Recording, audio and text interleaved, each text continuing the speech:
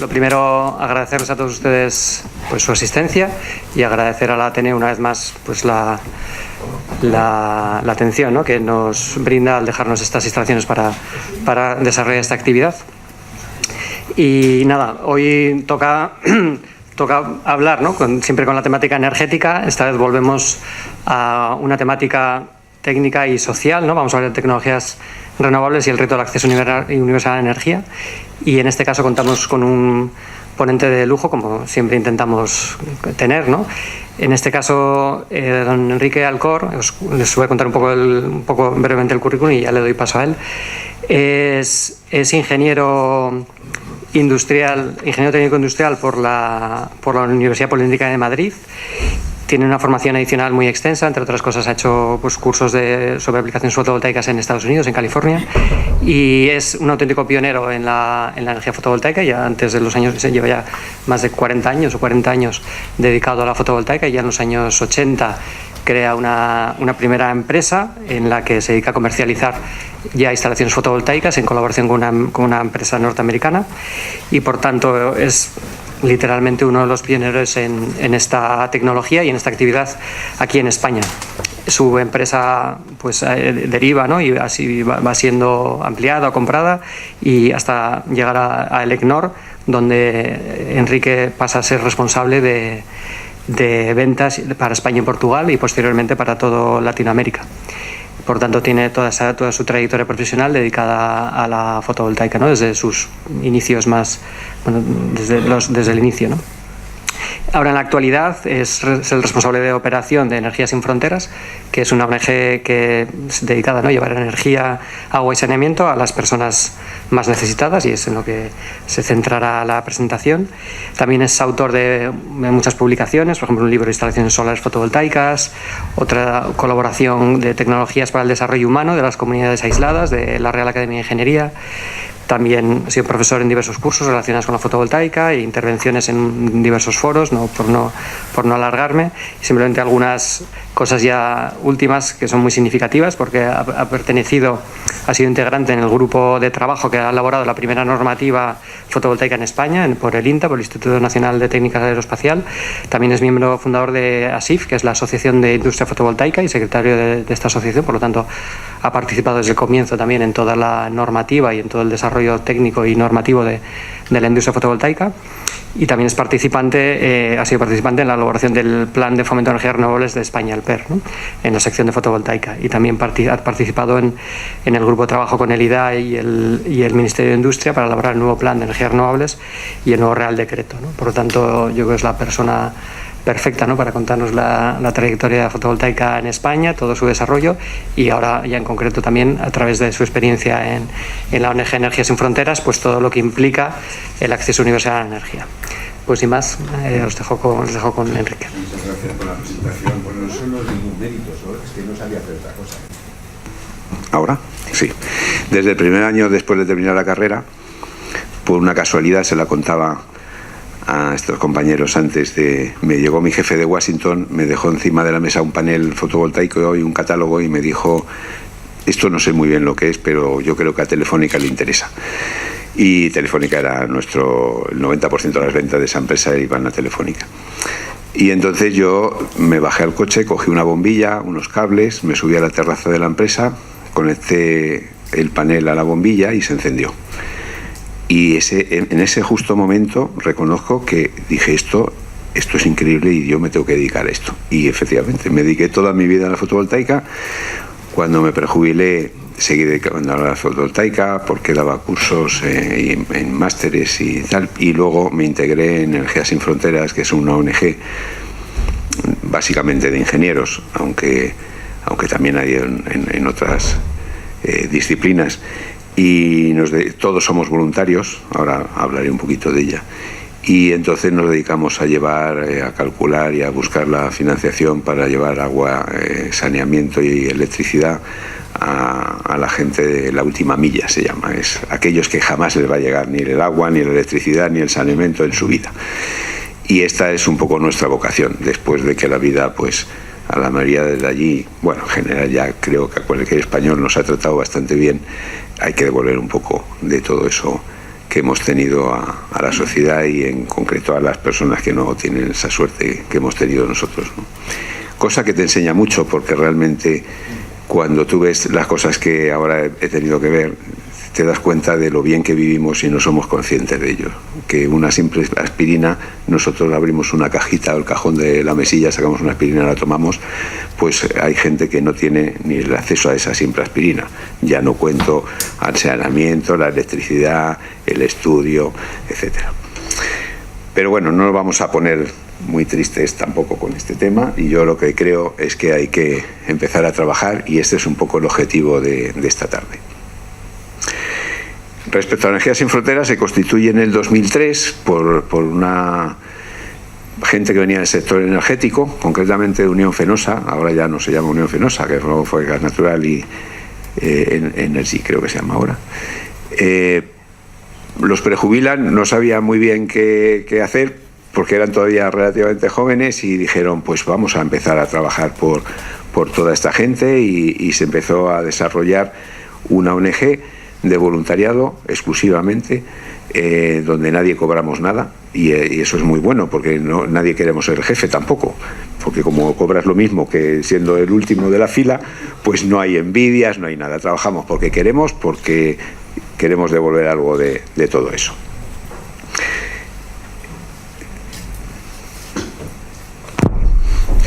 Decía, era una ONG de voluntarios, y estamos totalmente comprometidos con los Objetivos de Desarrollo Sostenible, que ahora explicaré y que la mayoría de ustedes habrán oído ya seguramente hablar de ellos. Sí, unas palabras de lo que ha sido el desarrollo de la cooperación.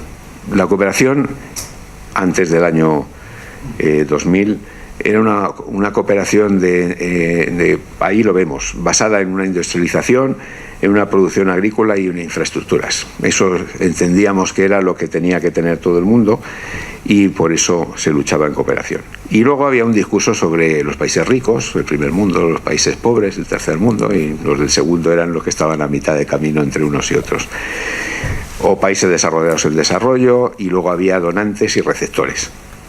O sea, más o menos los Reyes Magos. Llegábamos allí los países que vivíamos mejor y soltábamos una serie de regalos a los países que vivían peor, y queríamos que de alguna forma ya cubríamos el expediente. Y ahí los actores básicos eran los gobiernos, las organizaciones religiosas y las ONGs. Pero cada uno iba básicamente por libre. No digo que no hubiera alguna cooperación, pero realmente no estaban muy unidos. Y aquella cooperación realmente sirvió para bastante poco. África está llena de sistemas solares, por centrarlo en lo que nos toca hablar esta tarde, que no funcionan. Lleno, en muchos casos. Y no funciona porque se hacía mal. Ya ahora vamos a ir desarrollando todo ese tema. Pero ya Naciones Unidas saca el Objetivo de Desarrollo del Milenio, que va entre el año 2000 a 2015, y empieza a cambiar los paradigmas de cómo debería ser la cooperación del futuro. Y ya se centra en objetivos como la pobreza, no el que yo te regalo, o el hambre, la salud, la educación y el medio ambiente, que lo pongo el último por un tema muy importante que luego desarrollaremos más también. Estos objetivos del milenio, es verdad que empezaron a sensibilizar mucho más a las sociedades de los países del primer mundo, que ya se dejaron de llamar así, afortunadamente, y empezaron a plantearse unos objetivos nuevos mucho más amplios y más profundos, que yo creo que empiezan a cambiar la cooperación desde ese momento. ¿Qué es la eficacia en la ayuda? No os vale regalar, poner, irse y que aquello no funcione y lo usan para atar los camellos. Verídico, lo he visto. Instalaciones solares para atar camellos, porque no funcionaba ninguna. Una aprobación local, apropiación local de la gente debe de decir lo que quiere, no lo que nosotros queremos ponerle, ¿no? También hablaremos de eso un poquito y desarrollaremos. La coordinación entre actores, el medio ambiente, el cambio climático, las corrientes migratorias que surgen precisamente porque están en una situación de pobreza extrema. Y bueno, este es un tema muy delicado que ahora, con las elecciones pasadas y las que nos vienen, pues está muy candente. Pero es normal, la gente se va y quiere una vida mejor, como todos. Cuando los españoles nos fuimos a Alemania, ¿nos íbamos a Alemania porque queríamos o nos íbamos porque se ganaba más dinero? pues porque se ganan más dinero y podíamos traer los ahorros, pues ellos hacen exactamente lo igual. Si no les proporcionamos o hacemos que el mundo sea un poquito más justo, pues siempre habrá corrientes migratorias que van de los países más pobres a los más ricos. Con toda esa historia aparece lo que es la Agenda 2030, que está en la actualidad, y yo creo que sí ha tocado las raíces de una forma importante de lo que tiene que ser la cooperación y el llevar, equilibrar un poco este mundo, que no tengamos tanta diferencia uno con otro. Esto lo hace la ONU y se plasma en la Agenda 2030 hasta el año 2030 con los objetivos de desarrollo sostenible, que los tenemos aquí. Son 17 objetivos que tocan todos los palos de prácticamente de todo el mundo y las bases donde se asienta todo. Ahí vemos, yo es que ya como de cerca no veo. Tenemos la pobreza, tenemos el trabajo. Me centro en los que vamos a hablar y en los que trabajamos desde Energías Sin Fronteras, que son el 6, el 7 y el 17. Uno es de agua. Hablábamos de agua y saneamiento, que va de alguna forma unido, y el de energía. Nosotros nos centramos en esos aspectos en nuestro trabajo dentro de Energías Sin Fronteras. Y luego el 17, que es la alianza con otros actores para ser mucho más eficaces. Y también contaré una anécdota de unos proyectos ahora dentro de un poquito, donde con Ayuda Nación, que es una ONG que seguramente todo el mundo la conoce, porque Energías Sin Fronteras somos muy pocos y pequeños, pero la Ayuda Nación es una ONG grande y además no solo en España, está en muchas partes del mundo. Hemos colaborado también con otras también multinacionales. Podemos lograr objetivos muchísimo más amplios. En energía, 1.000 millones de personas que no disponen hoy en día de acceso a la energía. Y la energía realmente por sí sola no proporciona, no es como la salud, que estás enfermo, te dan una medicina y te pones bueno. La energía en principio no hace nada por nosotros, pero realmente hace mucho. Hace mucho cuando un niño puede estudiar de 5 de la tarde, que se hace de noche en África, o 5:30, puede estudiar hasta las 7, cosa que si no tiene luz difícilmente lo puede hacer. Puede tener acceso a ver una televisión y a entretenerse un rato, una radio. Quiero decir, la energía es un tema un poco transversal en el sentido que nos puede abrir puertas dentro de los otros objetivos de los ODS. Y entonces, como entendemos que la energía no es que es un derecho, igual que nosotros tenemos energía aquí y nadie se cuestiona en España, alguien que no tenga electricidad ya, no se cuestiona. En el año 80, cuando yo me empecé a dedicar a la energía solar ya al 100%, en Andalucía había muchas casas sin electrificar. El gobierno de Andalucía hizo el plan de electrificación rural convencional con líneas eléctricas, y ahí donde no se podían llegar las líneas eléctricas porque no iban a atender 17 kilómetros de línea para alimentar 3 bombillas, les ponía un sistema solar que en principio empezó a pagar la Junta de Andalucía totalmente y luego fue participando también el propio usuario. Pero todo el mundo tiene derecho a la energía eléctrica, y ahí vemos en ese mapa África en especial. La mitad de de las personas que no tienen electricidad más de la mitad están en África, el resto distribuidos en el resto del mundo. Bueno, entonces desde Energías Sin Fronteras, aparte de hacer proyectos, empezamos también a trabajar con otros actores, como vemos aquí, como la Universidad Politécnica de Madrid, Acciona Microenergía, que es la fundación de Acciona, Ongawa, que era Ingenieros Sin Fronteras antiguo, que luego se cambió de nombre y es una ONG, la Universidad de Comillas y la fundación del ICAI, de Ingenieros del ICAI. Desde aquí pretendemos impulsar, sensibilizar y empezar a expandir de que las empresas tienen realmente que estar involucradas en ese acceso universal de la energía. Porque un africano que no tiene energía es porque a alguien no le interesa llevársela. Por supuesto, los gobiernos tienen que empezar a integrar sus medios, pero las compañías eléctricas también. Creo que hay una responsabilidad social corporativa que se está poniendo de moda con los ODS, que hace que las empresas también dediquen parte de sus beneficios a hacer algo por los demás y para que este mundo sea un poquito más justo. Dentro de Energías Sin Fronteras atacamos me voy a centrar, no voy a hablar de agua, que hacemos proyectos de agua también muy interesantes, pero solo en el acceso universal a la energía, por lo tanto en la electricidad. Hacemos 3 tipos que son los que vamos a ver esta tarde: la electrificación domiciliaria, la electrificación de servicios comunes y la electrificación mediante microredes, que creo que va a ser la solución, bajo mi punto de vista, de cómo llegar a esos 1.000 millones de personas de una forma, o por lo menos a la mitad de ellos, de una forma bastante fácil. Las veremos una a una. Dentro de la domiciliaria se trata de llevar y poner energía eléctrica básica a las familias. Y allí, pues básicamente es la luz, una pequeña radio o televisión o las 2 cosas y poco más. No tiene mucha más, pues vamos, tiene todas las posibilidades que queramos, pero a unos precios razonables que pues nosotros podamos conseguir la financiación. Les ponemos esto, que también es lo básico. Yo siempre comento el caso, yo cuando era pequeño tenía una gran suerte, que mi abuelo era agricultor y vivía en el campo. Mi padre vino muy pequeño a Madrid y yo nací en Madrid, pero yo veraneaba con mis abuelos. Y yo me acuerdo de haber visto, o sea, no he conocido a mi abuelo sin electricidad, pero sí lo he conocido con una electricidad sumamente precaria, que cada vez que venía una nube por el horizonte se iba la electricidad del molino, que venía de muy lejos, y tenía que sacar los candiles. ¿Qué tenía mi abuelo? Luces.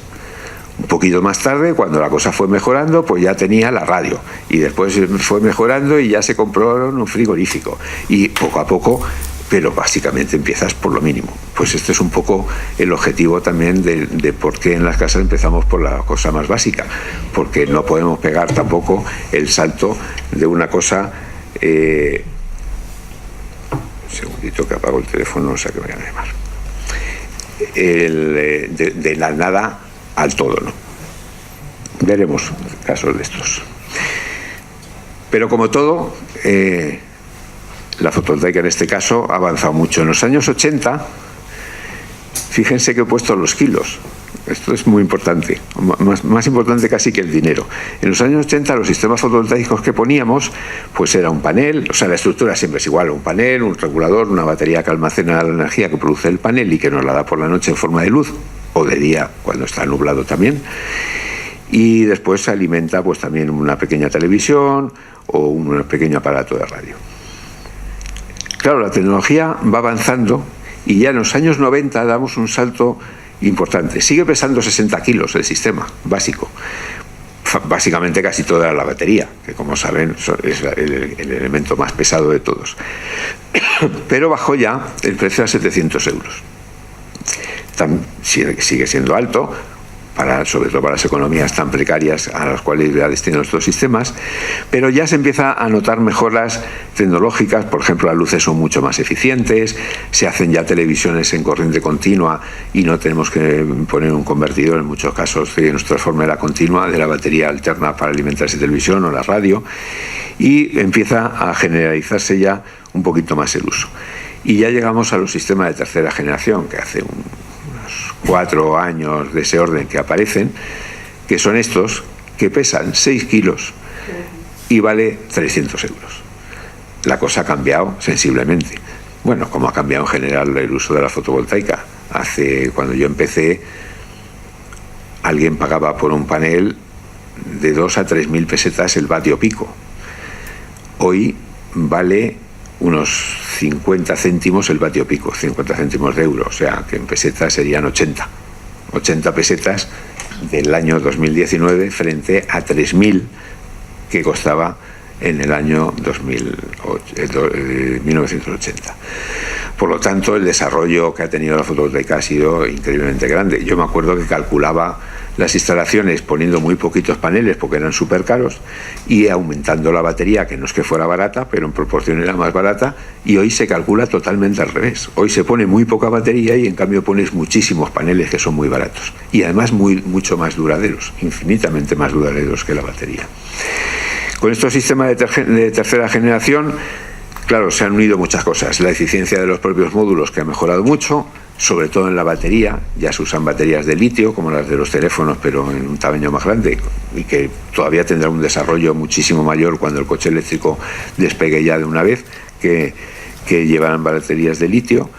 bueno, o de alguna tecnología nueva también, pero las de litio se postulan como las primeras que se van a poder usar, y sobre todo unos consumos bajísimos con la aparición de la tecnología LED para iluminación, donde antes teníamos un consumo de 100 vatios, hoy con 10 vatios o menos de LED hacemos la misma iluminación, y hemos reducido 10 o 12 o a veces más la potencia consumida, con lo cual los sistemas también pueden ser muchísimo más pequeños.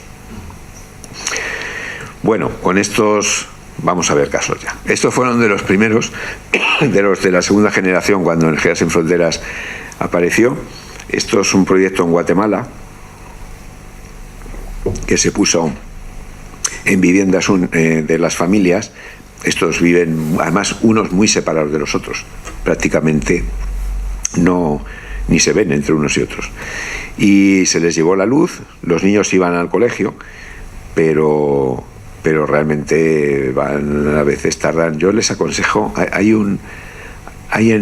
creo que está en internet seguro, que se llama Luces para Aprender. Es un documental que hizo Fletcher, el que fue a los Oscar ahora con la película esta de los jugadores baloncestos minusválidos, Guillermo Fletcher creo que se llama. Es buenísimo y retrata la vida de los niños que viven aislados, como en este caso, y van al colegio y se tienen que hacer 2 o 3 horas andando para ir al colegio y otras de vuelta.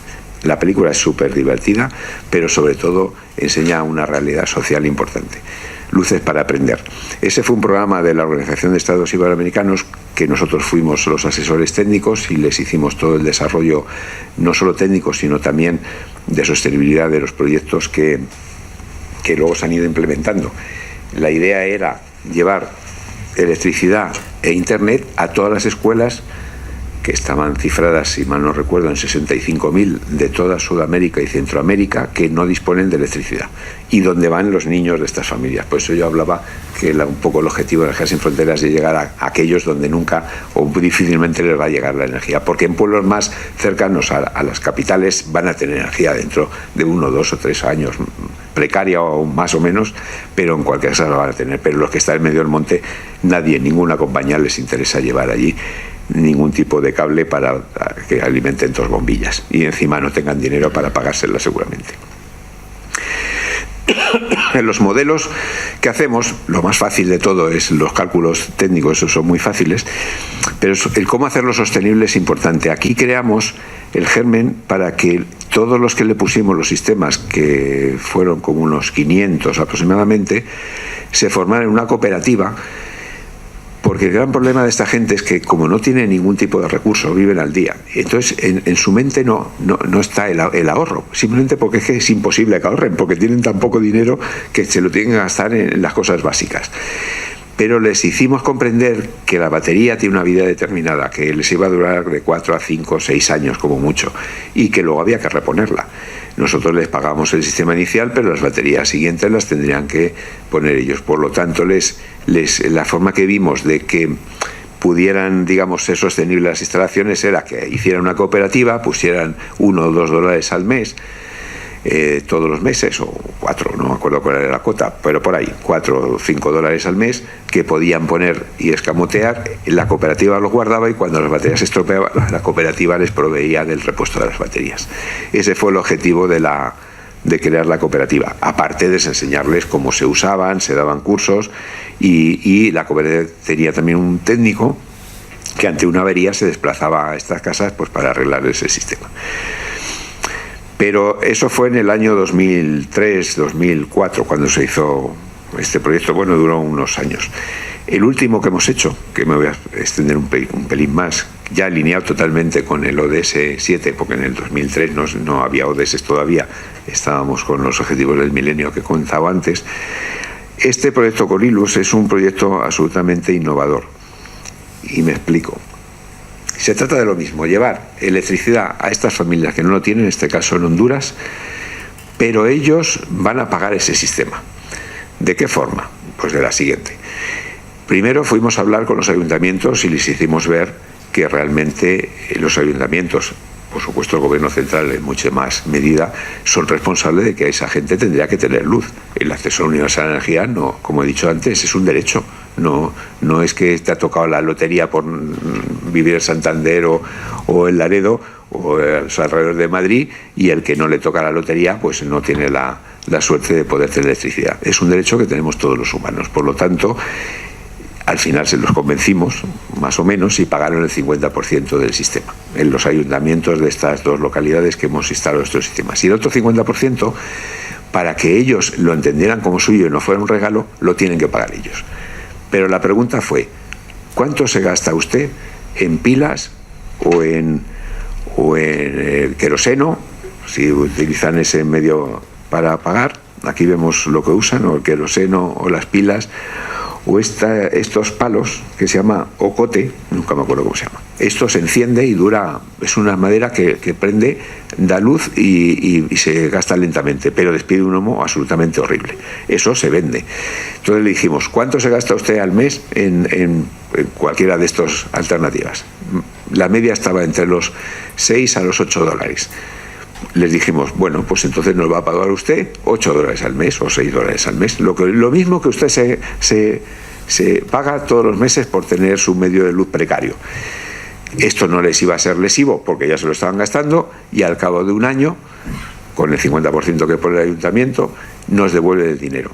Y ese dinero no lo queremos para nosotros, sino para volver a hacer lo mismo a otras 250 casas un poquito más allá de donde hemos puesto las primeras. De esa forma, el dinero que invertimos lo estamos dando constantemente la vuelta. Los ayuntamientos se han sensibilizado y van a estar siempre pagando su 50%, y el otro 50% bueno, tenemos una lista de espera absolutamente increíble. Claro, esto corre como la pólvora. ¿Y qué ocurre? Pues que esta gente que se dedica al café, por la noche, con una luz adecuada, como dan estos sistemas, pueden seleccionar los granos mejores y los peores. Y eso en el mercado los pagan más caros, los mejores. Y por lo tanto sus ingresos se han visto incrementados por el simple hecho de tener luz, aparte de que los niños pueden estudiar y probablemente pueden escuchar una radio o ver una televisión también, que no está de más, porque en medio del campo no hay muchos entretenimientos como se pueden imaginar. Todo este sistema cabe en esa caja, que viene a ser una cosa de este calibre. Es un sistema que lo montan ellos mismos. De todas formas, ponemos a su disposición unos técnicos que si tienen algún problema les ayuda. Son un sistema que todo se enchufa, y aunque no tengas noción de electricidad, como es imposible cambiar un enchufe por otro, o sea, el conector que viene del panel no se puede meter donde se enchufan las luces, solo en el sitio donde hay que meterlo en la batería, y las que van a las luces son otros conectores que los puedes intercambiar, pero da lo mismo en cualquier posición se pongan, que van a las luces, con lo cual se lo instalan ellos con simplemente un tronco. Lo elevan un poquito, o en el tejado de su casa, mirando al sur. Bueno, al sur si es hemisferio norte, y en el caso de Honduras es hemisferio norte, tiene que mirar al sur, pero si no vamos a África hay que ponerlo mirando al norte, en el hemisferio sur, para que le dé el sol todo el día. Entonces, este sistema les ha cambiado la vida. Decía, en cooperación con Ayuda Nación estaba tratando... se esforzaba mucho, pero alcanzaba poco en temas de violencia de género en general, de empoderar a la mujer. Y yo, cuando esto que voy a contar ahora me lo explicaron, no podía dar crédito a lo que estaba oyendo. Resulta que las familias se suben a lo alto de la montaña por el café y pasan 3 meses o 2 meses recolectando el café. Bueno, la mayoría de las niñas son violadas por sus padres y sus hermanos. Esto es como una cosa normal, que nosotros, a mí se me ponían los pelos de punta, pero en su cultura pues no, es muy raro. Ayuda Nación está justamente diciendo, mira, a tus hijas no se las viola, ¿sabes?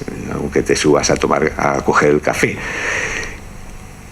¿Qué pasó con la irrupción de la energía del sistema solar este? Que pudimos entrar a las casas porque ellos abrieron las casas porque querían esa luz. y Ayuda a Nación vio justo la puerta abierta para poder entrar y hacer su labor en temas de género. Con lo cual nos hemos aliado y vamos los dos en conjunto. Nosotros les hablamos de la luz y cuando nosotros terminamos de hablar de la luz, ellos les hablan del tema de género y de que a las mujeres no se las toca, por supuesto, para nada y menos para lo que he comentado anteriormente. Con lo cual estamos haciendo una unión y un esfuerzo que por la misma acción podemos conseguir dos objetivos. Esto es el ODS 17, el juntarse unos con otros para llegar a objetivos muchísimo más amplios, ¿no? Total, que tanto ha venido también que Ayuda a Nación y Energías Sin Fronteras están ahora colaborando los dos juntos, estamos colaborando en todo esto, en expandir esto, en principio por Honduras, pero esto es un modelo que queremos llevarlo a otros sitios. El único problema es que tenemos falta de financiación, porque tenemos que conseguir el dinero para poder empezar otra vez. Aunque este es un fondo rotatorio, esos 50.000 euros que pusimos los vamos a ir dando la vuelta y vamos a hacer cada año más o menos 250 casas más, pero si tuviéramos 400.000, pues haríamos bastantes más casas todos los años. Porque clientes donde ponerle esto tenemos muchísimos. Por lo tanto, como decía antes, no es un regalo, es un derecho que tenemos al acceso a la energía. Otra, en tema domiciliario, este es un proyecto muy bonito que luego lo veremos, se llama Nyumbani 2. El 1 lo he dejado para el final porque es cuando habla de microredes, pero el Nyumbani 2 es una aldea en Kenia, esa aldea que originalmente la idea fue de un sacerdote norteamericano que murió ya, y dejó, ahora es una monja irlandesa la que lleva todo este tema. Bueno, yo lo he dicho, Energías Sin Fronteras es totalmente apolítico y aconfesional.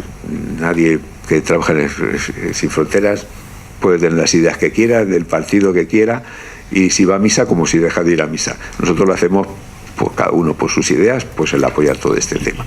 Pero realmente es un proyecto muy bonito porque cogió a 1.000 niños, que va rotando, huérfanos de padre y madre muertos por el SIDA. O sea, son niños que su futuro era cero. Porque sin padre, o sea, ya lo tienen mal en África, sin padre y sin madre ya, o un chavalín de 3 o 4 años, pues ya, no sé, pues qué hubiera pasado de él. Cogen a esos 1.000 niños y los ponen a vivir con una abuela. Bueno, la de Coldea, porque es autosostenible ya, vive 1.300 en realidad. Cada 10 niños viven con una abuela. A veces es su abuela de alguno de ellos y la mayoría de las veces pues es una señora que se presta a vivir con ellos y a cuidarlos. Y porque varían entre los 5 o 6 años a los 16 que ya abandonan el centro. Y entonces funcionan como una familia de 10 hermanos dirigidos por una abuela. Total, que tenemos los 1.000 niños, las 100 abuelas, que cuidan cada 10 niños uno, y luego entre profesores, sanitarios, porque les dan clase de todo tipo y tienen sus centros médicos y todo este tema, otras 200 personas más. Entonces les pusimos la luz porque el centro está muy aglutinado, lo que es las escuelas, los dispensarios médicos y todo eso está junto, pero luego los niños viven separados en casas que forman de 4 en 4 con unos servicios comunes de agua y letrinas entre medias, y cada 10 niños y la abuela en una de las casas. Pusimos un sistema solar en cada una, en una de los tejados de las 4 casas. Con ese sistema teníamos para alimentar a todos, y les pusimos luz en todas las habitaciones de las 4 casas donde viven todos estos niños. Y bueno, unas tomas también para los móviles para las abuelas que tenían móvil por si alguno de los niños se pone malo. Aquí vemos parte del montaje. Esto se premontó en Toledo y se llevó a Madrid. Y esta es una de las familias, bueno, falta uno, ahí creo que hay 9. No sé si es el que hizo la foto o no lo sé. Y donde está la abuela, y donde a las abuelas le enseñamos a cuidar de los sistemas. En África siempre hay que regalar alguna cosa cuando haces un curso. Esto no, los cursos ahí no son gratis como aquí. Hay que ponerles una Coca-Cola o invitarles a comer o alguna cosa, y entonces van todos diligentemente. Y no me he traído la foto, pero hay una donde estamos dando las clases a las abuelas, cada una con su Coca-Cola en la mano. Sí, son costumbres y demás. Claro, esto que pasaba, así estudiaban antes con queroseno, el que tenía, que no todos tenían, y la cosa ha cambiado también sensiblemente. Se puede ver. Y se puede medir, sobre todo. Al año de haber puesto esto, la Sister Mary, que es la directora de todo este tema, nos escribió una carta diciendo que el rendimiento escolar había aumentado el 35%. Y todo porque los niños ahora podían estudiar por la noche de una forma cómoda. Porque los más aplicados se iban una hora antes de empezar las clases, porque allí en el colegio sí tenían luz, y estudiaban una hora antes de empezar las clases, pero ahora lo que hacen, no se levantan tan pronto, ahora estudian un poquito por las tardes antes de acostarse, estudian sus asignaturas que luego al otro día van al colegio. Con lo cual, todo esto puede medir. En sí, la electricidad no da nada, pero estamos ayudando a la educación de esos niños, que creo que es fundamental. Además, hemos creado una rama, ellos tenían como una formación profesional en temas de madera y en temas de metal. Hacían cosas metálicas y cosas de madera. Ahora les hemos abierto también una de electricidad con fotovoltaica, aprovechando todo el sistema que tenemos entre el Nyumbani 2 y Nyumbani 1, que contaré más tarde, que es muchísimo más grande y ambicioso. Ya está funcionando esto, ya lleva 3 o 4 años funcionando. Les damos además una rama de electricidad y de fotovoltaica para que luego, cuando salen con 16 años, se puedan integrar en el mercado laboral de Kenia y tengan una profesión a la cual dedicarse. Otra de las actividades que hacemos, que ponía la domiciliaria, la de servicios comunes, realmente es la misma tecnología, solo que esta vez aplicado a escuelas, a centros médicos, a centros de salud, a centros donde muchos sitios se pone como un centro de lo que era aquí hace años los videoclubs de los pueblos, cuando no había. Yo recuerdo el pueblo de mi abuelo, nosotros en casa teníamos la suerte de tener en Madrid televisión, pero cuando me iba al pueblo del abuelo, el abuelo no tenía televisión, y entonces el gobierno, no sé quién pagaría, solo la Diputación, puso una televisión en cada pueblo. Aquí habrá pasado lo mismo, y teníamos el teleclub, que no se llamaba. Íbamos todos a un sitio donde teníamos una televisión para todos. Pues esto también se hace en África, donde se prestan películas, o en partidos de fútbol, o se hace un centro digamos, de reunión. Estos los servicios comunes. Otras aplicaciones pueden ser las farolas. Esto es increíblemente popular. Les encanta en África las farolas, porque en África las chozas, depende de qué países, pero donde las tienen chozas de adobe echado con paja y estiércol de vaca, normalmente tiene una zona para cocinar y una habitación, no tiene más, y a ellos no les interesa ningún tipo de luz allí, pero sí la quieren fuera, porque la vida ellos la hacen realmente fuera. Entonces las farolas son muy populares allí, y lo que se hace se ponen farolas entre las chozas y allí se crea una especie de, digamos, de comercios, y otros cuentan, otros hablan, o los niños estudian. Curiosamente, les interesa mucho más que la luz en las casas. Ahí vemos, siempre en todos nuestros proyectos hacemos que la población beneficiaria donde van a ir los sistemas trabajen, hagan las zanjas o levanten las farolas o hacemos el hormigón con ellos, pero de alguna forma se tienen que implicar en los proyectos para que los sientan como suyos. Y por supuesto luego les enseñamos a cuidarlos y a arreglar las averías más sencillas que se pueden hacer. Ahí vemos en la foto de abajo de las dos farolas, vemos a un niño estudiando, si mal no veo desde aquí, abajo, o varios niños ahí. Ahí está cuando llevamos todas las baterías para todas las farolas. Se pusieron 120 farolas en Benín. En Benín es un sitio donde hemos trabajado mucho con Manos Unidas, con la ONG del Padre Ángel también, que hemos hecho cosas conjuntamente. Otro de los temas es llevar, aunque en este caso se trata de agua, pero la generación de la electricidad para abastecer de agua se hace con fotovoltaica, y entonces dentro de los sistemas de agua habían los clásicos de que usábamos una batería, igual que en las casas, y alimentábamos una bomba en corriente continua o una bomba en corriente alterna, pero el sistema que hoy en día más utilizamos es el de bombeo directo, donde ya no hay batería. Lo que hacemos es almacenar, en vez de electricidad en la batería, almacenamos agua en un depósito. Quiere decir que si el consumo es de 1000 litros al día, producimos 1100, guardamos esos 100 de reserva, los 1000 los gastan, y si un día aparece más nublado, pues tiramos de la reserva que tenemos. Es muchísimo más barato que las baterías y muchísimo más duradero en todo caso. Bueno, ahí vemos los sistemas de derecha a izquierda. Tenemos los clásicos con sus baterías. Y dentro de los modelos directos lo hay en pequeñas bombas de corriente continua, pero estos no dan caudales muy grandes, o ya el uso de variadores con bombas convencionales de las que podemos conseguir en cualquier país, que es lo mejor, porque luego siempre repuestos y todo lo tenemos allí, un variador y los paneles. Y almacenamos, como he dicho, agua. Aquí se ve un sistema en un diagrama. El sol, ese convertidor varía en la tensión y en la frecuencia, y cuando el sol empieza a dar los paneles empiezan a producir electricidad, la bomba se empieza a mover lentamente. A medida que el sol se va enfrentando más al panel, que es un panel fijo, no tenemos seguimiento al sol, se va generando más energía, la bomba va a ir más deprisa hasta que llega al centro del día, que va a tope, y luego vuelve a bajar. Es como una campana de Gauss, la producción eléctrica y por tanto la producción de agua. Y entonces aquí se calcula con términos de litros día, no de litros hora, porque las horas en fotovoltaica son variables en función de la potencia. Y la bomba se va adecuando al sol que hace.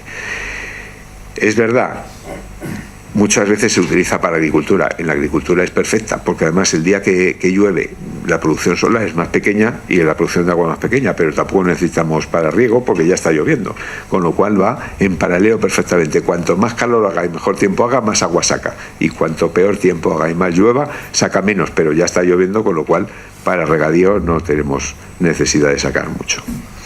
Estos son varios montajes, tengo concretos en Perú. Ahí hemos hecho 5 pozos en 5 aldeas en la parte del altiplano. Aquí también se miden las cosas. Las enfermedades en los niños de diarreas decrecieron el 60%. El día que les pusimos agua clorada, claro. Porque, claro, ellos bebían agua mala y encima mala de sacar. Ahora la tienen en fuentes, donde van, llenan sus garrafas, pero además la cloramos en esta caseta, con lo cual las enfermedades por transmisión de bichos de estos, no sé cómo se llamarán, han desaparecido prácticamente en la totalidad. Y ya por último vamos a hablar un poquito de las microredes. Las microredes, bajo mi punto de vista, va a ser la solución en aquellos países que no están desarrollados, en el sentido de que los modelos clásicos, como tenemos en España, o en Europa, Estados Unidos, que es centrales con una extensión de kilómetros de línea en alta tensión y luego va bajando a más bajas hasta que entra en las ciudades, en los pueblos, ese es un modelo que reproducirlo en África no tiene ningún tipo de sentido, porque el desembolso es tan brutal que es imposible pagarlo. Entonces, las microredes, que ahora explicaremos qué es, esto va justamente al revés. Vamos a generar energía allí donde la necesitamos y la podemos ir haciendo tan grande como queramos. Y además la podemos mallar, de tal forma que si un pueblo va creciendo en esta generación que vamos a explicar de microredes, se puede juntar con el de al lado perfectamente, porque los aparatos eléctricos, digamos, se entienden y las tensiones también. Con lo cual, podemos ir avanzando, digamos, del centro del problema hacia el extrarradio, en vez de, como antes, de una central, llegar a los pueblos pequeños. Además tiene una gran ventaja, y es que puede utilizar todo tipo de energías renovables, con lo cual cumplimos unos también de los ODS, que el clima y el cambio climático, que es realmente serio, por mucho que algunos lo quieran negar. Claro, pedirle a gente de África que para calentar la sopa, hombre, no corte usted el árbol, porque estamos desforestando y claro, ya, ¿y cómo calienta la sopa? Porque no tiene gas, no tiene electricidad. También queremos dejarle sin sopa. Este es el drama del cambio climático. El cambio climático viene por muchas cosas, por el CO2, pero la desforestación que se produce en los países que viven de forma casi infrahumana es lógico y normal. Es muy bonito ser ecologista en los países desarrollados. Claro, mira, vamos a gastar poca electricidad ya, pero la tenemos. Gastamos poca, pero la tenemos. Pero el que no tiene, no podemos decirle que además sea ecologista. O lo damos los medios y los caminos para que puedan llegar a no desforestar las zonas. Es que, claro, en Niumbani mismo los niños son los encargados de ir a por las ramas para cocinar. Ahora le estamos metiendo ya gas, pero claro, no hay suministro de gas. Estamos haciendo biodigestores también, a ver si podemos resolver ese problema. Pero es que cada vez se tienen que ir más lejos a por las ramas todas las tardes, porque en los árboles cada vez están más lejos, porque cada vez se van comiendo entre medias aunque ahí hay un plan de forestación y se están plantando árboles, pero claro, hasta que los árboles se hacen grandes pasan 6 o 7 años y mientras tanto hay que calentar las sopas. Por lo tanto, por eso los ODS son tan importantes, porque realmente el problema mundial lo está resolviendo desde muchos flancos. Aquí, si tiras de una cuerda, hay otra cosa que retrocede en este mundo. Se trata de tirar de las cuerdas adecuadamente. Y el cambio climático muchas veces viene por todo este tema. Entonces podemos usar, como decía, varias fuentes generadoras que además son casi todas renovables, como la fotovoltaica, la eólica, la hidráulica, la biomasa, el biogás. El grupo diésel no es renovable, pero ahora vamos a ver qué misión tiene dentro de todo este tema. Y aquí estaría un ejemplo muy sencillito. Podemos tener esas generaciones que hemos dicho. Tenemos unos aparatos eléctricos que nos convierten la electricidad que nos dan estas fuentes renovables y las podemos almacenar en una batería, y luego tenemos la red de distribución a los consumidores, a las casas, a los hospitales o a lo que sea. Entonces, estas microredes que hemos hecho, que ahora vemos los ejemplos, y bueno, y hay más gente que las está haciendo. Incluso las empresas eléctricas están empezando a hacer, por ejemplo, está empezando a hacer en África microredes en los sitios ya grandecitos donde ya hacen sus cuentas y dicen, bueno, yo aquí si ponemos una microred y les cobramos al mes un tanto, ya esto puede ser, en fin, no deja mucho beneficio, pero hay que apoyar un poco el tema, pues vamos a hacerlo, se están haciendo ya. Estas microredes, como decía, muchas veces vienen tenemos un pueblo aquí, tiene un colegio, tiene unas casas, unas chozas, unas más allá, otras más para acá, un río cerca porque el agua hay que cogerla de algún lado. Y muchas veces, como pasó en Niumbani, que luego vamos a ver las fotos, tenía un grupo electrógeno y daban electricidad ahí, pero claro, el grupo electrógeno de Niumbani les costaba 30.000 euros todos los años el diésel. Y no era fácil llevarlo, además, porque claro, decimos, no es que es caro, no, es que además, igual, aun siendo caro, es que no aparece por la zona del diésel tampoco, como no hay gas. Decimos, bueno, podemos usar gas, ya sí, pero es que no hay distribución de gas tampoco, o sea que es que no tenemos nada. Bueno, pues con aquel grupo diésel, ¿cómo se empieza a crear una microred? Bueno, pues ponemos un sistema fotovoltaico con sus equipitos ahí. Y entonces el grupo electrógeno queda de emergencia solo. Para no poner una batería muy grande, luego veremos un esquema que se ve muy bien, para no poner una batería muy grande que es muy costosa, ponemos una batería más pequeña y en una emergencia que puede pasar una vez al año, pues que arranque el grupo un día o un rato y termine de compensar la energía que necesitamos. Pero claro, si metemos ya eso, pues la gente se empieza a poner sus luces y resulta que como todos los humanos queremos un poco más. Y ya entonces queremos también las luces de la calle. Y además queremos ya poner a una pequeña industria y una casa rural. Y ya necesitamos más energía. Bueno, pues podemos acoplar una hidráulica pequeñita. Tenemos en Camerún, tenemos una de 7 kilovatios que alimenta un colegio y unos hospitales y las iglesias de los pueblos del entorno. Son relativamente sencillas, son además muy interesantes porque están produciendo todo el día con el salto, un pequeño salto eléctrico, o sea, del río que nos produce electricidad. Entonces podemos poner esa energía alternativa también conectada al otro. Pero podemos poner una eólica, podemos poner otra fotovoltaica más lejos. Lo bueno de la microred es que los puntos de generación no tienen que estar todos juntos. Podemos ponerlos a lo largo de la distribución eléctrica que hemos hecho. Como vemos ahí, digamos, en la casa se une la eólica, una fotovoltaica y la mini hidráulica, pero ahí tenemos arriba otra fotovoltaica en el tejado de una casa y así podríamos poner en todo el resto. En cualquier sitio de la red podemos poner un nuevo generador que se acopla directamente con nosotros. Por eso decía que las microredes se pueden ir mallando y si esto se va haciendo tan grande que ya con el límite con otro pueblo que tiene también lo mismo, podemos unirlas y hacer un sistema mucho más sólido. Todas las microredes se podrían llegar a unir. Por eso decía que el efecto es al revés. Empezamos donde consumimos y nos vamos extendiendo probablemente a las centrales más clásicas que usamos por aquí. Aquí se ve muy bien cómo funciona. Es un ejemplo. Arriba tenemos el generador fotovoltaico con su inversor. La electricidad que da un panel fotovoltaico es en corriente continua. La transformamos en alterna porque toda la distribución la hacemos en alterna. La eólica, por ejemplo, en este caso también lo da en continua, lo transformamos en alterna. El grupo, ahora hablaré de él. Y todo esto va alimentando el tema. Pero ¿cómo lo alimenta? ¿Qué es la diferencia? Cuando, por ejemplo, las casas están consumiendo 10 kilovatios y esto está produciendo 15, lo que hacemos es, esos 10 se los damos directamente a las casas y los 5 sobrantes los metemos por este inversor bidireccional y cargamos la batería. Entonces la batería se va llenando, vamos acumulando energía ahí, y cuando llega, por ejemplo, una nube que en vez de 15 nos da 8 y seguimos consumiendo 10 en la parte de la derecha de los consumos, hay 8 kilovatios que van directamente de los paneles y de la eólica a los consumos, y hay 2 que salen de la batería, se suman a los 8 y dan los 10 que estamos consumiendo. Y por supuesto por la noche, que los paneles no dan nada, la eólica sí puede seguir dando por la noche, ningún problema, y entonces aportará mucho más. Eso que hemos guardado de día en las baterías lo dará por las noches, y así se produce un ciclo de carga-descarga de esas baterías para siempre alimentar los consumos que tenemos ahí.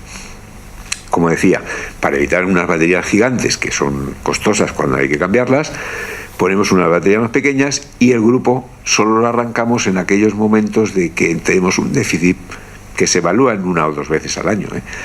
Vale, ahí nos vamos a gastar 100 euros en gasolina o en gasoil, pues no lo gastamos, pero es mucho más barato que poner una batería muchísimo más grande, porque el día que cambiar esa batería nos va a costar mucho dinero. Esto es un poco, de forma sencilla, lo que es una microred, y podemos agrandarlo todas las veces que queramos. 2 casos que tenemos. Esta está en Benín también. Ahí vemos en la parte de la derecha arriba era un grupo electrógeno que alimentaba aquel pueblo. Cuando llegamos, ahí se ve la descarga de las baterías. Usamos a toda la gente local para ayudarnos a hacer la instalación. Se formaron a 3 técnicos que son los que reparan y mantienen los sistemas, y lo que se encargan de cobrar a toda la gente que luego vamos a ver que alimenta todo esto de sus cuotas mensuales para ir haciendo una hucha para cuando las baterías haya que cambiarlas tener el dinero preparado, y para pagar esos 3 sueldos de los técnicos, que no son muy altos, pero que además les hemos dado una profesión y un trabajo. Yo creo que una parte importante de esto es también dejar semilla allí. Muchas veces nos los traemos a España, los formamos y los volvemos a enviar ya para que luego pongan un negocio de energía solar y se dediquen a mantener los sistemas que estamos montando por allí. Ahí vemos el banco de baterías y los equipos eléctricos, en este caso los inversores, que hay varios tipos de inversores, pero bueno, no me voy a meter ahí porque eso ya es más técnico. Ese era un pueblo que tenía 50 casas, un dispensario médico y una cooperativa de karité que molían las mujeres para luego venderlo. Desde que yo la microred, a fecha de hace medio año aproximadamente que hice esto, ya son 178 domicilios con 60 televisores los que se han conectado, 4 bares, 4 peluquerías, 2 sastres y 3 costureras, 8 tiendas, puestos de venta de agua fría y de hielo, bueno, etcétera. Ahí está puesto todo, y las iglesias, las escuelas, los dispensarios. Quiero decir, al final es como Santander pero en pequeñito, o como España pero en pequeñito. Tenemos nuestro sistema de generación. Es muy curioso porque los domicilios, salvo que tienen televisión, no, también los que tienen televisión, esos pagan al mes una cosa costada, son 10 francos cefas por bombilla. Si tienes 2 bombillas pagas 20, si tienes 3 bombillas pagas 30. Pero los comercios ya no, ahí se les ha puesto un contador y ahí pagan por el kilovatio que consumen, y con todos esos fondos pagan los 3 sueldos de aquellos que lo mantienen, más los que también cobran, y después para la hucha, para las baterías cuando haya que reponerlas.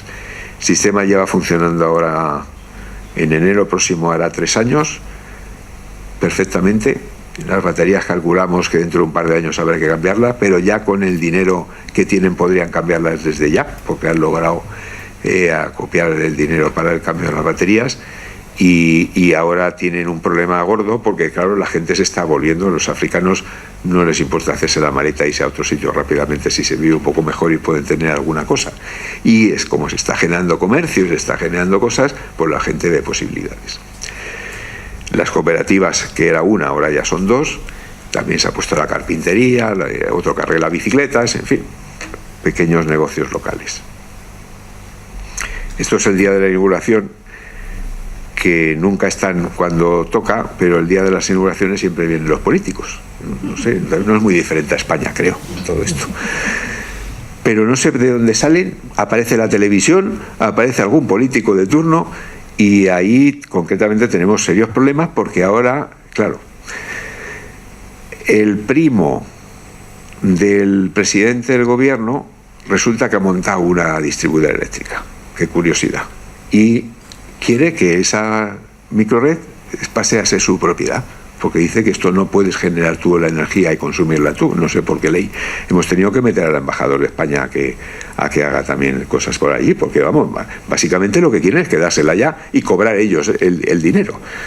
O sea, que así funcionan las cosas en este mundo. Pero bueno, hasta ahora vamos ganando la batalla. Se dijo, perdona, pero esto aquí no habéis invertido un franco cefa en todo esto, y esto es de los usuarios. Pues nosotros lo montamos, se lo damos, pero es propiedad suya. Nosotros ya les apoyamos, pero eso es suyo, será de la donación, y es suyo de 100% para toda la vida. En fin, que todas estas cosas pasarán. En Nyumbani, que es donde vivimos las casas de los niños, de los 1000 niños huérfanos de padre y madre, en la foto de abajo a la izquierda se ven los grupos de las 4 casas donde viven en cada casa los 10 niños. Ven que están muy alejadas, por eso le pusimos una instalación a cada uno. No lo hicimos con la microred porque teníamos que haber llevado distancias muy largas de cable y no merecía la pena, porque vamos a perder mucha energía en esa distancia. Entonces le montamos en ese caso cada 4 casas su sistema solar. Pero el resto, las 2 fotos de arriba, lo que son las aulas, los colegios y todo eso, ahí tenemos otra microred que podemos ver ahora.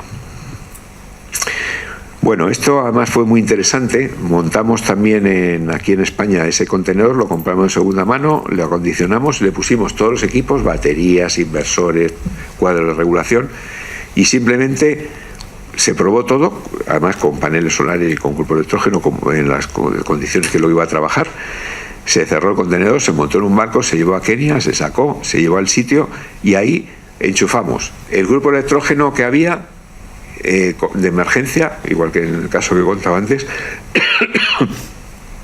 el campo solar que ahora veremos, y la línea de salida, los consumos, que ya la tenían porque tenían el grupo.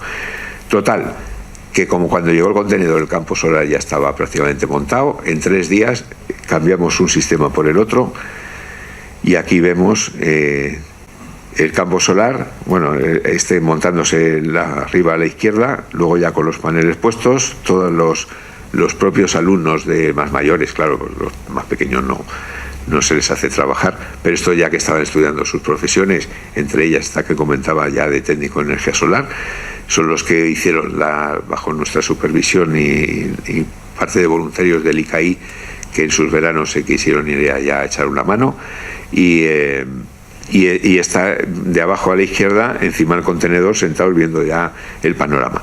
Aquello quedó funcionando, y de los 30.000 euros al año que se gastaban, no creo que gasten ahora más de 150 euros de encender el grupo electrógeno, que de vez en cuando lo encendemos para que cuando tenga que arrancar esté en condiciones buenas.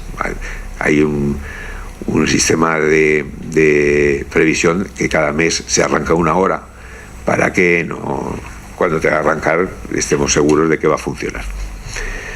Y todo ese dinero ha pasado a guardarse para las baterías. Ahí vemos los talleres de madera y de temas metálicos, y abajo todos los niños, y luego la fiesta que nos hicieron al final, porque en África todo termina en una fiesta bailando. Es increíble, pero en cualquier país de África, en todos, terminamos de fiestas. Bailan sus bailes regionales y se juntan todos. Tenemos un vídeo también colgado en YouTube que se llama Bajo el sol de Nyumbani. Nyumbani se escribe igual que se lee, pero la primera I es una Y y la última una I latina. Si buscáis ahí, Bajo el sol de Nyumbani, vais a ver un vídeo súper divertido, y es donde se ve todo eso, y los niños hablando, y la gente nuestra, y también cuando se inauguró, pues claro, ya volvieron los políticos, como siempre. Bueno, el embajador de España era normal porque nos echó una mano, siempre tratamos de acudir, de que nos facilite las entradas por las aduanas y todo eso, que siempre nos suelen echar una mano, pero luego ya también aparecieron el resto. Y esto ya, como colofón y termino, son las 4 reglas de oro que yo me he dado cuenta después de 40 años ya trabajando en la fotovoltaica, que son las que hay que tener muy claritas. Esto más para los técnicos, para las universidades.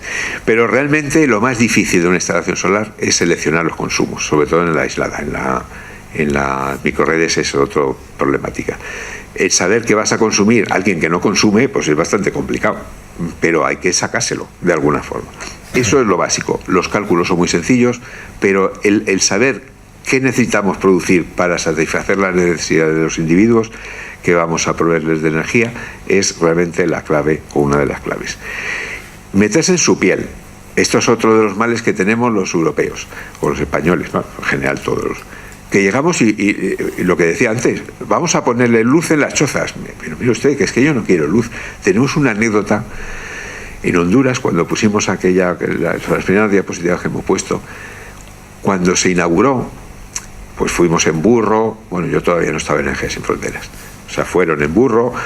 Se costó muchísimo llevar esas baterías tan pesadas a la alta de las casas, pero ya cuando se inauguró, pues ya que vinieron los políticos, ya pusieron un helicóptero. Es que siempre pasa lo mismo, en fin, no es por meterme con los políticos, pero es que aparecen siempre en el último momento con los mejores medios.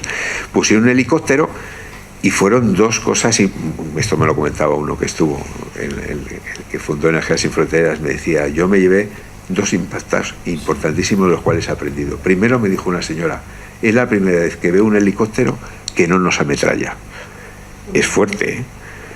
La primera vez que veo un helicóptero que no nos ametralla.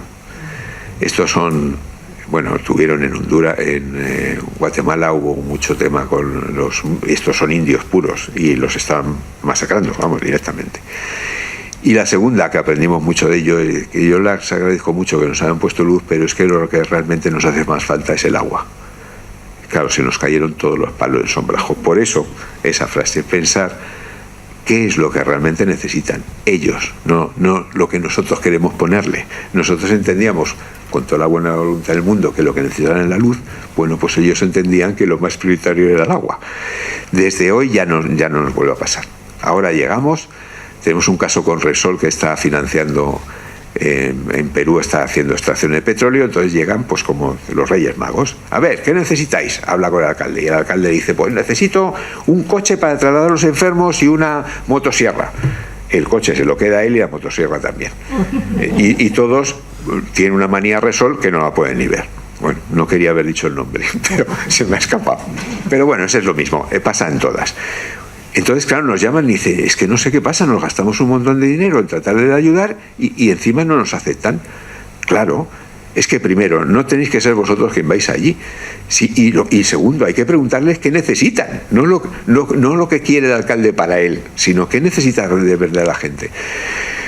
Se han ido 4 compañeros nuestros, han estado por ahí hasta comiendo mono algunas noches porque no había otra cosa que cenar. En fin, que no están muy acostumbrados a comer mono, pero han levantado el mapa de las necesidades y te llevas sorpresas de este tipo. Que no quiero electricidad, que el problema lo tenemos en el agua, o al revés. No, vamos a ponerle a usted agua. No, pónganos electricidad porque los niños tienen que estudiar. Por lo tanto, son ellos quien te van a pedir las cosas, no tú quien se las tienes que imponer. Y después diseñar todo eso para la satisfacción suya, pensando en cómo eso es la sostenibilidad, en cómo lo pueden usar. Muchas veces calculamos ponemos sistemas solares que algunos nos dicen, pero si eso no se usa ya, pero es que no se trata de poner la última tecnología, porque la última tecnología en medio de Benín, como se estropee, no hay nadie que la arregle. Y probablemente una tecnología más antigua sí hay alguien que la arregle. Por lo tanto, cuando calculamos, no podemos calcular como ingenieros puros y duros poniendo la última moda en tecnología, sino la que realmente es adecuada para los sitios donde lo vamos a poner. O prever repuestos, o hacer... Esas son las claves. En la sostenibilidad, yo siempre se lo digo a los técnicos de Energías Sin Fronteras cuando les doy los cursos, les digo, la sostenibilidad empieza desde el primero de vosotros que empieza a calcular un sistema. Ahí calculas la sostenibilidad también. ¿Qué les tengo que poner para que si se rompe lo podamos arreglar? Y esa es una pregunta que tiene que estar siempre pendiente en cualquier sistema. y luego solucionar ese mantenimiento, hacerlo fácil y, digamos, dotar de los medios de repuestos o de instrucciones a la gente que lo va a disfrutar, para que por lo menos las averías más normales las puedan resolver ellos mismos. Por lo tanto, para todo esto, yo siempre digo que es la regla de los 4 cuartos. Un técnico tiene que ser un 25% sociólogo, un 25% psicólogo, un 25% ingeniero y un 25% de educador. Porque si no lo hacemos así y solo actuamos de ingenieros o solo de psicólogos o solo de educadores, no vamos a conseguir absolutamente nada. Hay que sacar esos consumos, hay que ver lo que quieren, hay que calcularlos, que con el 25% es más que suficiente, y hay que enseñarlos a manejárselo y que lo aprendan. Y si de paso podemos dejar, como en Eumani, gente instruida para que luego se busque la vida trabajando como electricista en fotovoltaica, pues mejor que mejor. Con esto, muchas gracias.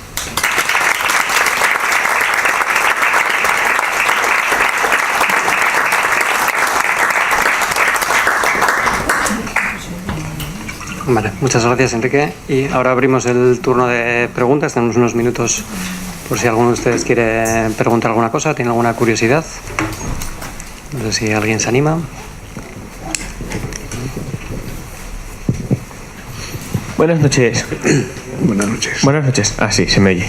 Quería preguntarte, al principio has hablado de algún proyecto más antiguo, en torno a 2003 o 2004, en el que formaban una cooperativa, que iban poniendo un dinero para ir reemplazando los equipos. ¿Habéis hecho un seguimiento para ver si esto funciona? Porque, quiero decir, yo no sé allí, pero la naturaleza humana es la que es.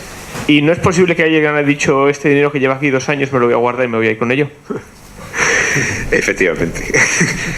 No, sí hemos hecho un seguimiento muy de cerca, porque además es un proyecto donde algunos de los compañeros de Geos Sin Fronteras dejaron mucho de sí mismos, de verdad, y lo llevan como si fuera suyo. Funcionó muy bien la cooperativa los 6 primeros años.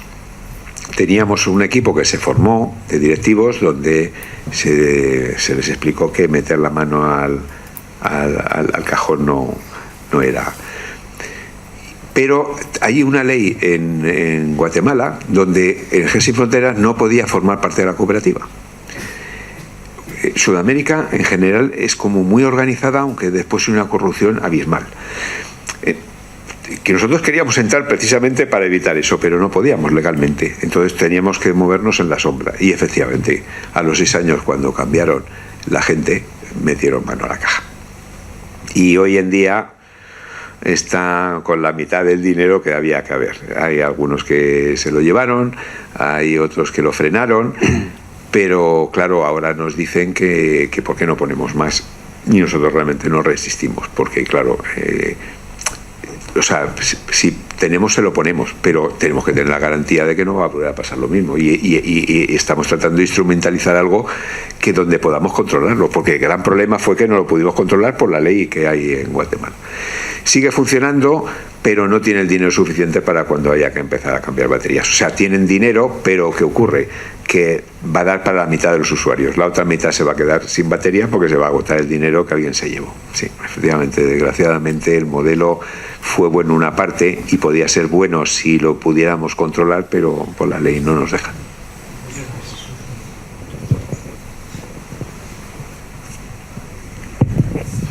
Antes ha dicho que África está lleno de paneles solares, pero que no funcionan porque los instalan mal. ¿Puede explicar un poco eso? Bueno, a lo mejor lleno, no está lleno, pero hay muchas instalaciones. Se hizo, por ejemplo, bombeos, o un programa de Europa en el Sahel para poner bombeos. Se pusieron un montón de bombeos. Yo no creo que más allá del 10% funcionen ahora mismo. El problema es que era el concepto de la cooperación antiguo. Nosotros llegamos, te vamos a poner una bomba porque creemos que lo que tú necesitas es un bombeo y ya está, y nos vamos. Claro, aquello funcionó hasta el día que algo se rompió, y cuando algo se rompió, como no había para arreglarlo, pues, y ellos no tienen dinero, ni los preguntaron. Por eso la sostenibilidad, cuando hablaba, hay que hacer mucho trabajo antes. Ese el 25% de sociólogo y de psicólogo es previo a la instalación. Primero, ¿qué es lo que quieres? Segundo, lo tienes que mantener. O sea, nosotros no venimos aquí a darte algo para que luego ese dinero vaya a la basura. De hecho, cuando seleccionamos un proyecto, una de las primeras cosas que miramos es si es posible de la sostenibilidad en el tiempo. Si no la vemos clara, no hacemos el proyecto. Por muy bonito y por mucho dolor del corazón de no alimentar un hospital en medio de Ruanda. No, porque eso es tirar el dinero y no servir para nada. O estamos seguros que aquello se mantiene. Por eso es muy interesante trabajar.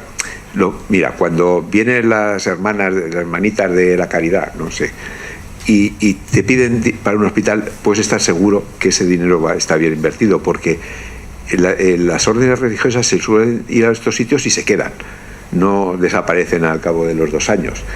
Y eso es la sostenibilidad. Nos cuesta mucho encontrar el dinero, especialmente con la crisis. Quitaron todas las ayudas de estatales, con lo cual fuimos a empresas así, puerta por puerta, pom, mire usted, tenemos un proyecto en Benín que a ver si nos podía ayudar y no sé qué.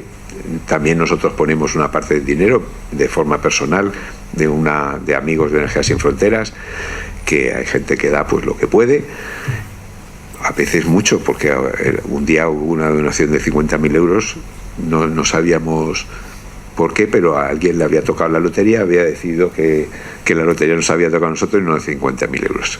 Concretamente el hermano de... No, lo querían mantener en secreto, pero después, como siempre, los niños cantan todo. Hizo un crisma el niño que ganó un concurso y dijo: es que a mi abuelo le ha tocado la lotería y le ha dado 50.000 euros a Energías Sin Fronteras, y nos enteramos absolutamente todos de quién había sido, cosa que se quería mantener en secreto. Pero de ahí no sacamos mucho más de 60.000-70.000 euros. Un proyecto de energía es caro. En general, menos de 20-25.000 euros más baratito de un hospital que no sea muy grande. Lo normal es estar entre los 60-70.000 euros, porque claro, hay que comprar baterías, instalarlo, llevar los cables, las estructuras, los paneles, llevarlo allí o comprarlo allí, que es más caro también. Entonces, y respondiendo a la pregunta, aquello eran donaciones que se daban, se gastó mucho dinero, pero nadie se preocupó de que había que mantenerlo, ni de preguntarles si realmente lo necesitaban. Les contaba antes a los compañeros, antes de empezar todo esto, tuvimos un caso, esto en la empresa, cuando trabajaba en la empresa de energía solar que trabajé toda mi vida, nos encargaron unos bombeos en Senegal. Pusimos aquella bomba, las mujeres tenían que ir 3 o 4 kilómetros a por el agua y volver. Y les pusimos un bombeo donde pusimos fuentes ya en el pueblo. Y cuando nos íbamos a venir, nos dicen las mujeres que las hemos fastidiado la vida. Pero no entendíamos nada. ¿Cómo que nos hemos fastidiado la vida? Si os hemos traído el agua y no tenéis que ir 4 kilómetros para allá y 4 para acá. Dice: sí, pero es que ese era nuestro tiempo. Nuestro tiempo, el de nosotras, en el que el marido las dejaba porque tenían que ir a por agua. Ahora ya no tenemos la hora que íbamos y la hora que volvíamos, que hablábamos entre nosotras o hacíamos lo que querían hacer. Ahí nos dimos cuenta de lo importante que es. La ayuda la tienes que dar, pero la tienes que dar como ellos quieran darla. Y desde luego lo que hemos aprendido en Energías Sin Fronteras es que en África especialmente, a quien hay que preguntar es a las mujeres. O sea, olvídate de los hombres. Los hombres son un cero a la izquierda. O sea, lo único que hacen es gastarse el dinero que ellas generan. Entonces, si tú quieres que algo sea sostenible, bueno, si lo haces en los colegios, como en el caso del New Bunny, claro, estás formando a chicos que es su profesión y los has educado previamente, porque claro, falta mucha educación. Pero si quieres que algo funcione, dáselo a las mujeres, porque los hombres, o sea, fíjate, es prácticamente imposible que aquello se mantenga con los hombres. Los hombres no hacen nada, ellas cultivan, ellas traen, ellas se preocupan de los hijos, ellas mantienen el agua y ellos pues básicamente se van al bar. Latinoamérica es diferente. Hay otras cosas, pero África especialmente. Bueno, en África y en Asia, en la mayoría de las veces, un proyecto va bien si empoderas a las mujeres. Por eso, uno de los objetivos son las mujeres. Y en los ODS, una forma de medir es cómo han ganado, digamos, terreno la mujer dentro de las sociedades pequeñas de los pueblos.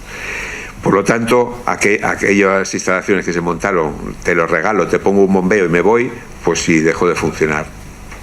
Ahí está, para atar camellos. Se puede, hemos arreglado a veces cosas, hay cosas que se pueden volver a usar, pero las baterías en general, si había, se estropean. Los paneles se pueden usar, pero una vez que deja de funcionar los roban y desaparecen. Por eso es muy importante saber a quién se lo pones y instruirlos, ¿no?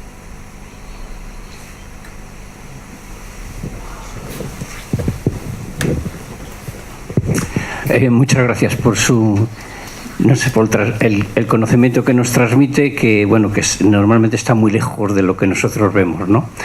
Y se me ocurren dos preguntas. Una como experto en fotovoltaica, que es el almacenamiento de la energía. Eso, ¿cómo está ahora? ¿Cuál es un poco su futuro? Esa es una. Y la otra, han mencionado lo de los Objetivos de Desarrollo Sostenible, un tema, yo pienso, clave para, digamos, enfrentarnos a este futuro tan incierto que tenemos, ¿no? El problema que yo no soy experto en ello, pero lo poco que lo he visto es cómo los medimos. Quiero decir que, porque tenemos un problema con la, digamos, con la divulgación, la información genérica que se suele dar en periódicos, y la publicidad. Para la publicidad casi todo es sostenible, todo cumple. Y no es así. Entonces el problema es el medir con rigurosidad, para saber, para distinguir lo que está bien y lo que está mal, cuando nos dicen la verdad, cuando nos engañan. Entonces, esas dos eran las preguntas, sí. Bueno, la primera es más fácil, la otra es más complicada, pero vamos a tratar de, por lo menos lo que sé yo, contarlo. Básicamente, desde que Volta inventó la batería, no creas que ha habido mucho avance, salvo las baterías de litio. Ahí sí ha habido. Hay baterías buenísimas. Yo conocí unas cuando empecé a trabajar, tuve la suerte de ir al Centro Aeroespacial Europeo y vi una batería de mezcla de oro con no sé qué y no sé qué, que era así de 2000 amperios hora. Claro, para un satélite eso valía lo que no está escrito, pero para un satélite que el peso es muy importante, pero eso no se llegaba nunca a la práctica. Por lo tanto, cuando decía que desde que Volta no se ha habido grandes avances, que la batería de plomo que usamos nosotros, la estacionaria, no es verdad, se ha mejorado, sí, pero el concepto inicial no. Yo creo que el paso grande a las baterías, en las pequeñas, en el segundo proyecto ese de Corylus, con la batería pequeñita, ahí ya sí se usa esa tecnología infinitamente mucho mejor, porque una batería de litio ahora todavía son caras, pero el desarrollo del coche eléctrico las va a dejar a unos precios muy razonables. Es más, las desechadas de los coches eléctricos podrían tener su utilización en todas estas cosas, que a lo mejor no necesitas, porque hay un coche, el espacio y el peso es importante, pero en medio de África, si tú pones más baterías, que las pones en una habitación que sitio tenemos, podíamos usar baterías que a lo mejor no rinden al 100%, pero sea un 70%, y podíamos usar todas las de que en su momento se deshabiliten en el tema del coche eléctrico. El coche eléctrico va a ser el gran impulsor de la batería, pero sin lugar a dudas, si lo tenemos, yo calculo que en 4 o 5 años esto ya se nota, pero va a dar un vuelco muy importante. También el autoconsumo con batería, que se está haciendo mucho, el eléctrico, el que cada uno tengamos en nuestra casa paneles y podamos también almacenar, es sobre la misma batería de litio o de iones de litio. Hay varias tecnologías y ahí vamos a tener un cambio importante, porque a lo mejor no son más baratas, pero el problema es que una de plomo no podemos descargarla. Si compramos 1000 amperios hora no podemos descargar los 1000, porque la rompemos. O sea, hay que descargar 500, 600, 700 echándolo ya, pero más allá no, porque la rompemos. Y en cambio las de litio, si tú pones 1000 amperios hora, son 1000 amperios hora que puedes gastar desde el principio hasta el final. O sea, las puedes descargar a cero, como pasa en esas que usamos pequeñas. A una cosa que no he dicho, lo voy a contar porque es muy, muy interesante. Y además respondiendo a la pregunta tuya de qué pasa si no pagan o se llevan el dinero. Por lo tanto, la batería del coche eléctrico nos va a resolver ese tema en cuanto, como los paneles solares. Valían 3.000 pesetas el vatio pico y hoy vale 80. Y hace 30 y tantos años. La otra, efectivamente, en cada proyecto, una de las normas que te dice el desarrollo sostenible es que tienes que medir los impactos. Claro, a nivel mundial lo tendrá que hacer la ONU, nosotros ahí no llegamos, pero sí medimos los impactos en cada uno de los proyectos que hacemos. Además, te lo exigen mucho, sobre todo los donantes, no particulares, pero sí, por ejemplo, pues no sé, el Ayuntamiento de Alcobendas, que es un municipio muy cercano a Madrid, que nos suele ayudar algunas veces en proyectos, esto nos piden el retorno de qué ODS hemos trabajado y cómo medir el impacto. Entonces tú tienes que hacer, eso se llama en cooperación línea base. Cuando tú llegas dices, bueno, por ejemplo, un hospital. Bueno, ¿y aquí qué tienen ustedes? Pues enfermos de tal, de lo que sea. Digamos, esa línea base es cómo se encontraba ese hospital cuando hemos llegado y cuando le hemos incorporado, por ejemplo, agua y electricidad o lo que sea, cómo ha mejorado la afluencia de pacientes que se curan o de gente que viene. O sea, de alguna forma medir que si ellos atendían 5 pacientes al día porque no tenían electricidad, cuando se la ponemos atienden a 15 pacientes al día. O que las mujeres que estaban embarazadas hacían 6 ecografías, ahora hacen 60 ecografías. Todo eso, que es la línea de base, la que trazas cuando no hay nada y luego mides. Claro, tienes que ser periodos de como mínimo de un año, porque hay cosas que, y por ejemplo en el agua, todas las enfermedades generadas por el agua, especialmente los niños, no puedes medir al mes siguiente porque no tienes datos, ¿no? Pero sí en los proyectos a 3, 4 años, nosotros también tenemos, cualquier proyecto que hacemos lo acompañamos entre 3 a 5 años. Lo seguimos de cerca para ayudarles a que si hay algún problema, y esto lo metemos, cuando nos dan la subvención el Ayuntamiento de Alcobendas no nos paga eso, pero bueno, con los fondos que nos van sobrando una cosa y otra lo hacemos. Y seguimos los proyectos durante 3 años mínimo a 5 para que rueden y se queden, digamos, de por vida. Y luego les asesoramos en todo lo que nos puedan preguntar. Por lo tanto, a nivel de proyectos se mide y me figuro que la ONU a nivel mundial lo medirá. Yo creo que es una buena cosa. Las empresas españolas, especialmente las grandes, claro, se están empezando a dar cuenta de que o empezamos a arreglar esto o esto se nos va a pique. Porque además que se va a ir a pique. O sea, el cambio climático, todas estas cosas, es que no son bromas. Es que como sigamos al ritmo que vamos, no vamos a poder mantener esto. Por lo tanto, o empezamos a adecuar todas las políticas y todos esos ODS juntos están arreglando problemas más gordos de fondo. Lo que iba a contar, el proyecto Corilus, ese de la batería pequeña que pagan sus 7, 8 dólares al mes, es una cosa, claro, la tecnología ahora es fenomenal. Entonces llevo una pequeña pañalita de cristal líquido donde cuando encienden las bombillas le dice, te quedan 17 horas de luz, para que ellos normalmente tienen suficiente para un día, porque encienden a las 5 o 6 de la tarde y a las 11 o por ahí se van a la cama. Tienen energía suficiente, pero se lo indica. Pero hace otra misión. Ellos tienen la obligación mensualmente o bimensualmente, depende de la distancia que les pille el pueblo. Ahí hemos puesto a una persona que es el que mantiene los equipos si algo se estropea o eso, que tienen que venir a pagar su cuota mensual. Claro, como sabemos lo que pasa, porque somos humanos, pues ya sabemos que a algunos se les iba a olvidar, digámoslo así. Bueno, pues el sistema está preparado para cuando llega el mes, supongamos que es de mes en mes. Les avisa, tienes que pagar dentro de 3 días. Y te aparece en la pantallita. Pasa al día siguiente, tienes que pagar en 2 días.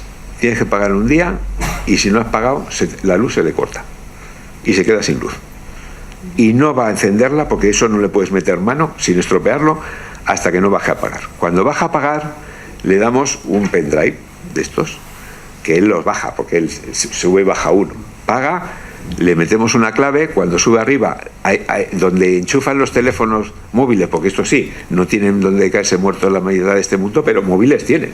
Es otra cosa que no he logrado entender en mi vida, como alguien no tiene luz, no tiene agua, pero tiene un móvil. Pero bueno, entonces los móviles los tienen. Pues en ese USB de móvil meten el pendrive y automáticamente se le pone otro mes. Y vuelven a tener luz. Y al mes siguiente lo mismo, te quedan 3 días, te quedan 2 días, te queda un día y si no te quedas sin luz. Y hasta que no baja, paga, no sube. No tenemos ningún impagado.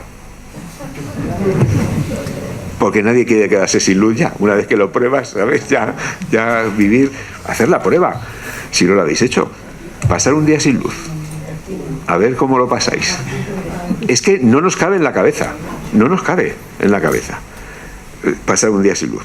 Pues hay mucha gente, 1.000 millones en concreto, que pasan todos los días sin luz. todos. ¿Alguna pregunta más? Sí, pues la última quizá. Buenas. A mí me gustaría saber cómo llega Energía Sin Fronteras a los proyectos. Porque en muchos casos es cooperación con otras ONG, pero en otros casos, ¿cómo llegáis? Pues por varios motivos. Hay veces que nos viene en la página web, hay unos formularios en español, francés, inglés, que pueden rellenarlos alguien y mandarlos. Y esos se estudian, se hacen las preguntas y lo vemos sostenible. Pues el proceso ahora lo cuento. De qué pasa luego, después de que se acepta un proyecto. Una es esa, otras son en los propios proyectos que hemos hecho o en los alrededores, que es lo que más nos gusta, porque es mucho más fácil trabajar donde has trabajado, porque ya vas creando una infraestructura, por ejemplo el mantenimiento, formas a gente y con nuevos proyectos los estás dando más trabajo, y esta gente, como pasó en Benín, formamos a 2 personas, estos ya tienen sus empresitas, ya dan trabajo a 6 operarios uno y a 8 otro, y si ponemos más proyectos, aparte de lo que ellos hagan, pues van a tener en vez de 6, 9 y en vez de 8, 17. Y podemos dejar mucho más actividad, digamos, de generación económica en la zona. Esos son los que nos gusta y nos viene ya por ejemplo, el de Foburé, el de Amico Red, el pueblo de al lado ya nos está pidiendo a gritos que ellos también quieren. Que es problema que no tenemos dinero, pero si tuviéramos dinero no nos faltan proyectos. Esa es otra forma, y luego por ONGs, por otras ONGs. También nosotros hacemos otra misión, que es la de asesoramiento, un poco de ingeniería. Porque claro, no sé, Manos Unidas hace muchísimas cosas, pero no tiene ni idea de técnica. Entonces, ¿qué ocurre? Pues que se vende, entre comillas, a alguna empresa o les engañan. Yo esto, cuando viene muy rápido, como en ONGs Fronteras, desgraciadamente, al ser voluntarios tiene muchas cosas bonitas, pero una de las desgracias es que somos lentos. Hay veces que se lo hago yo directamente si hay que hacer cosas deprisa. Y en Sierra Leona estuve aconsejando a otra ONG sobre los sistemas que le querían poner, porque claro, los estaban estafando básicamente. Entonces claro, esa labor también la hacemos, el asesoramiento a otras ONGs de cosas que van a pagar ellos. Simplemente le hacemos de ingeniería, le estudiamos el caso, le decimos lo que tiene que poner o le analizamos los presupuestos que tienen y los cálculos que han hecho, a ver si están bien, para que les funcione y compren algo adecuadamente. O sea que en eso no son proyectos directos, son indirectos, pero bueno, como tampoco tenemos mucho afán de protagonismo, y incluso en la página web nuestra, energiasinfronteras.com, .org, tenemos también estudios por ejemplo, de secaderos, que fue la tesis doctoral de una de nuestras compañeras. Todo esto, un estudio sobre microredes, tenemos energía de cooperación, varios estudios que hacemos, que también hacemos, digamos, estudios teóricos, muchas veces basados en proyectos finales de carrera, y están todos al servicio público. Nosotros no nos quedamos nada porque somos una organización sin ánimo de lucro, con lo cual todos esos los pueden descargar perfectamente, están en PDF y se bajan gratuitamente de la página web, y ahí tenemos los proyectos como hacemos o cómo venir. Pero vamos, básicamente eso, directos, otras ONGs o los mismos nuestros que generan más. Son las 3 fuentes principales. Muy bien. Pues nada, hay que darte las gracias otra vez por la